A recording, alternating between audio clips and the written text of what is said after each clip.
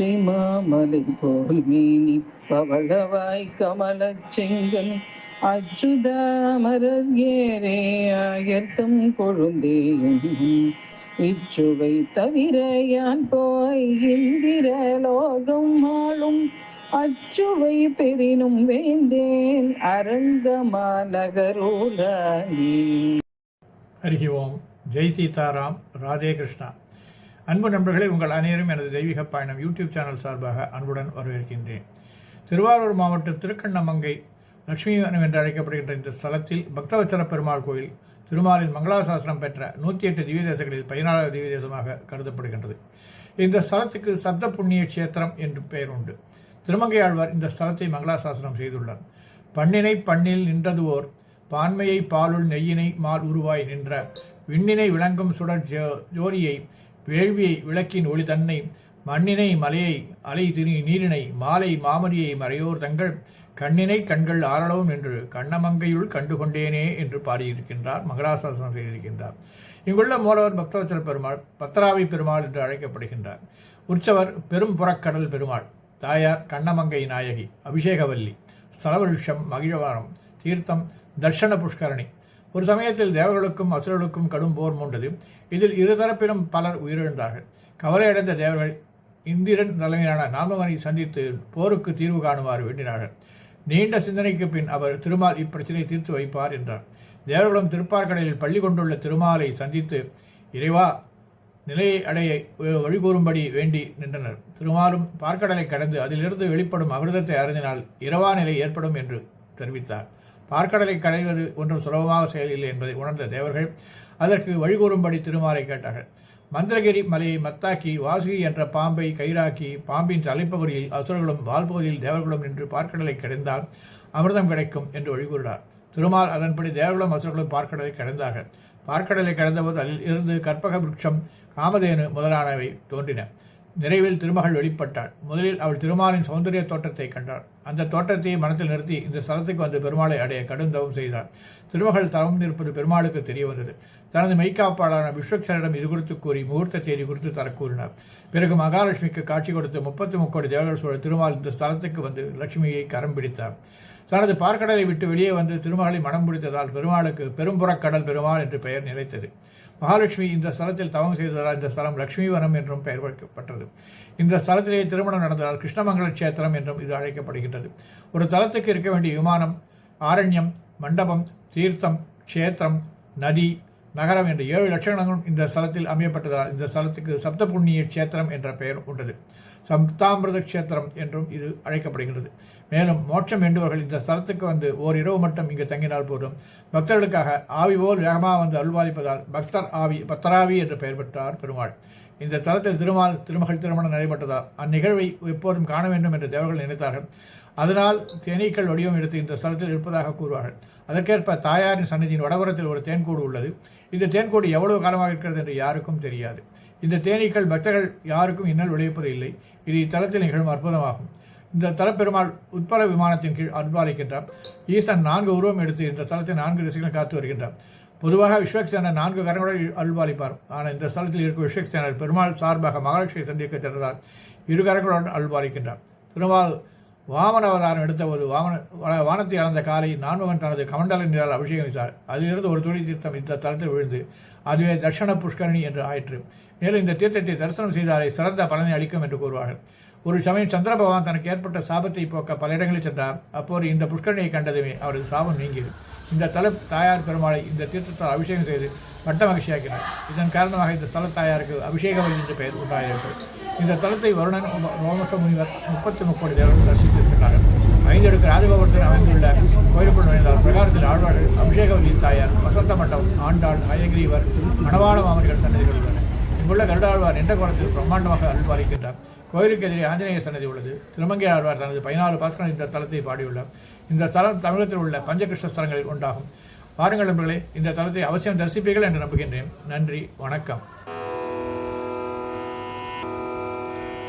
நாராயண ஹரி நாராயண ஹரி நாராயண ஹரி நாராயண நாராயண ஹரி நாராயண ஹரே நாராயண ஹரி நாராயண கோவிந்த ஹரி கோவிந்த ஹரி கோவிந்த ஹரி நாராயண கோவிந்த ஹரி கோவிந்த ஹரி கோவிந்த ஹரி நாராயண தாமோதர ஹரி தாமோதர ஹரி தாமோதர ஹரி நாராயண மாதவ ஸ்ரீ ஹரி மாதவ ஸ்ரீ ஹரி மாதவ ஸ்ரீ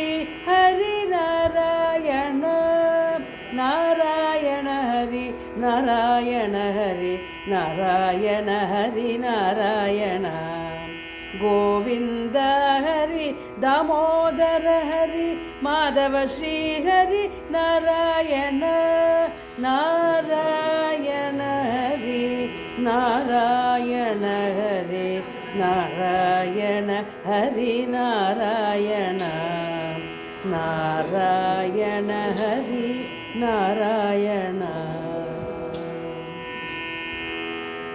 ஹரி நாராயண ஹரி நாராயண ஹரி நாராயண எனுமனவே ஹரி நாராயண ஹரி நாராயண ஹரி நாராயண எனுமனவே நாராயண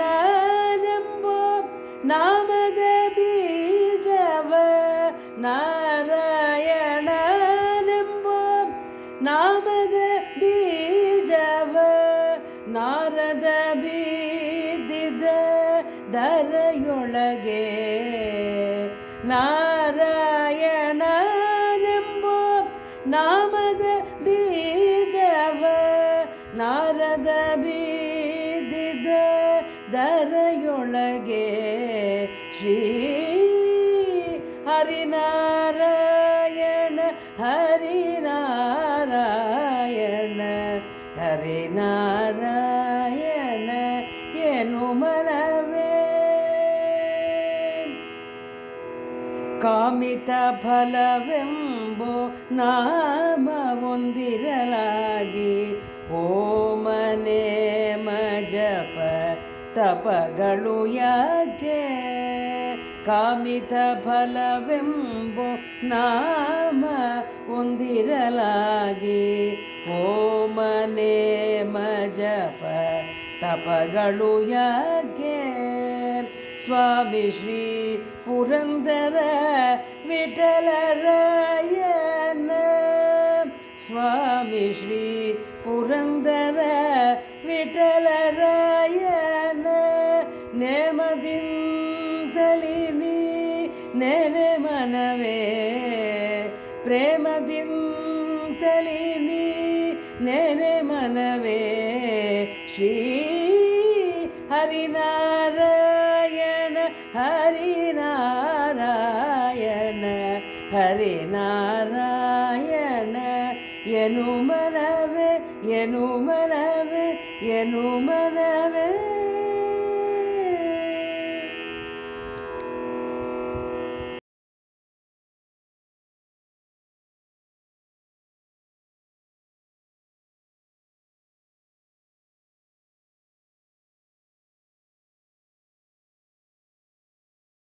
அன்பு நண்பர்களே, என் தெய்வீக பயண யூடியூப் சேனல் மூலம் பல திருக்கோயில்களை நீங்கள் என்னுடன் தரிசித்து வருகிறீர்கள்.